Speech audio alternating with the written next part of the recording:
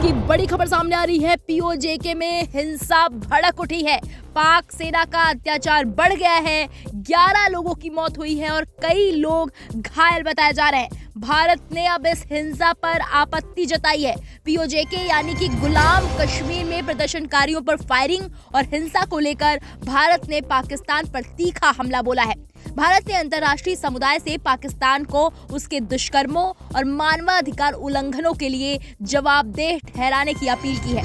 विदेश मंत्रालय के प्रवक्ता रणधीर जायसवाल ने कहा कि पाकिस्तान अपनी आंतरिक विफलताओं को छिपाने और मानवाधिकार उल्लंघनों से ध्यान भटकाने के लिए फर्जी खबरों और वीडियो का सहारा ले रहा है। उन्होंने कहा, पीओजेके में पुलिस की बर्बर कार्रवाई की खबरें सामने आई हैं, जिनमें कई प्रदर्शनकारियों के मारे जाने और बड़ी संख्या में लोगों के घायल होने की सूचना है।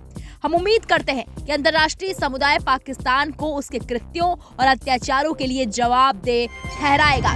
जायसवाल ने यह भी दोहराया कि पूरा जम्मू कश्मीर, जिसमें पाकिस्तान के कब्जे वाले क्षेत्र भी शामिल है, भारत का अभिन्न अंग है। गुलाम जम्मू कश्मीर में एक बार फिर से तनाव भड़क उठा है। अपनी मांगों को लेकर सड़कों पर उतरे आंदोलनकारियों और सुरक्षा बलों के बीच हुई हिंसक झड़पों में 4 पुलिसकर्मियों और 7 नागरिकों समेत 11 लोगों की मौत हो गई है, जबकि 70 से अधिक लोग घायल बताए जा रहे हैं। पूरे क्षेत्र में तनाव का माहौल है। मोबाइल और इंटरनेट सेवाएं बंद कर दी गई हैं। सिविल सोसाइटी समूहों के प्रतिबंधित गठबंधन ज्वाइंट आवामी एक्शन कमेटी यानी कि JAAC ने आर्थिक राजनीतिक मांगों को लेकर आंदोलन का आह्वान किया। बता दें कि पीओजेके में जो हिंसा भड़की है वो सिर्फ पीओजेके में ही हिंसा नहीं भड़की है, बल्कि पूरे देश में पाकिस्तान की थू थू हो रही है। ब्रिटेन में भी लोग समर्थन में सड़कों पर उतर आए हैं। पाक आर्मी के खिलाफ नारे लगाए जा रहे हैं। ये बड़ी अपडेट आपको दे रहे हैं। भारत का पहला बड़ा बयान सामने आया है। भारत ने सख्त प्रतिक्रिया दी है पाक आर्मी के खिलाफ। So let me come to these questions first. Ayushi's question and Siddhant questions are similar.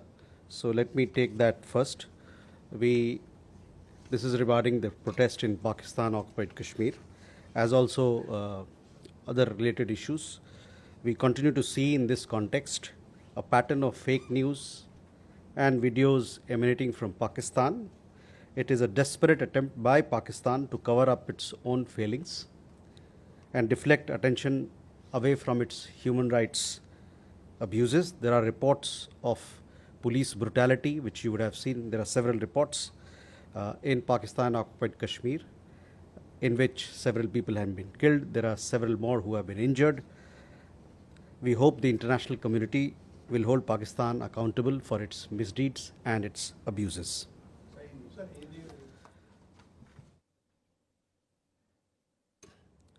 इस संदर्भ में पाकिस्तान की ओर से फर्जी खबरों और वीडियो का एक सिलसिला लगातार देखने को मिला है, देख रहे हैं हम लोग। यह अपनी विफलताओं को छिपाने और अपने मानवाधिकारों के उल्लंघन हनन के से ध्यान भटकाने का पाकिस्तान का हताशापूर्ण प्रयास है। पाकिस्तान ने कब्ज़े वाले कश्मीर में भीषण पुलिस बर्बरता की खबरें हम लोगों ने देखी है। कई एक रिपोर्ट देखने में आया है जिसमें कई एक प्रदर्शनकारी मारे गए हैं और कई एक बुरी तरह से घायल हैं। हम उम्मीद करते हैं कि अंतर्राष्ट्रीय समुदाय पाकिस्तान को अपने दुष्कर्मों और अत्याचारों के लिए जवाबदेही ठहराएगा। Ishi, your question regarding the Nepalese foreign minister. As you are aware, external affairs minister and the Nepali foreign minister, they had bilateral talks that happened on Saturday, last Saturday. You would have seen our press release that we released post-meeting. As you would note, the talks covered the full spectrum of India-Nepal bilateral partnership. In that context, they also called for continuation of the ongoing joint field work related to repair and maintenance of boundary pillars. This is also in line with our own approach. Regarding your question about Lipulok, etc., on that we've already clarified our position, India's position in that regard. Your second question regarding border issues, we have the Border Guard Bangladesh and BSF DG level meeting going on. This is a bilateral engagement with India and Bangladesh to discuss relevant issues, and we will hopefully you will get an update on the meeting. These are issues which both sides are discussing and will be discussing during their conversation. Kavita, your question regarding the vessel which where we had several Indian nationals.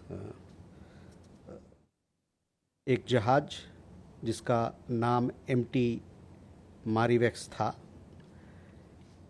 इसको Oman के तट के पास इसको निशक्त किया गया, इसको अक्षम किया गया। हमें ये पता चला कि ये जहाज पलाव के झंडे के साथ समुद्र में अपना काम कर रही थी। हमको ये भी पता चला है और ये हम जानकारी है कि जहाज के बीच और अमेरिकी नौसेना के बीच उनके बीच वार्तालाप हुई। इस घटने से पहले इस जहाज पर 24 भारतीय नागरिक कार्यरत थे। जब ये हादसा हुआ उस समय तुरंत ही हमारे भारतीय दूतावास जो कि ओमान में है तुरंत एक्शन में आए और वहाँ ओमानी अधिकारियों से उन्होंने संपर्क किया। साथ ही साथ अन्य जो पक्षधर इसमें है, MRCC है, भारतीय जहाज मंत्रालय है, सबके साथ बातचीत करके तुरंत उन्होंने कार्रवाई की और 24 भारतीय नागरिक को सुरक्षित वहाँ से निकाला गया। ये सभी नागरिक हमारे नागरिक सुरक्षित हैं और हमारी जो दूतावास है इनसे संपर्क में है और इनकी देखरेख कर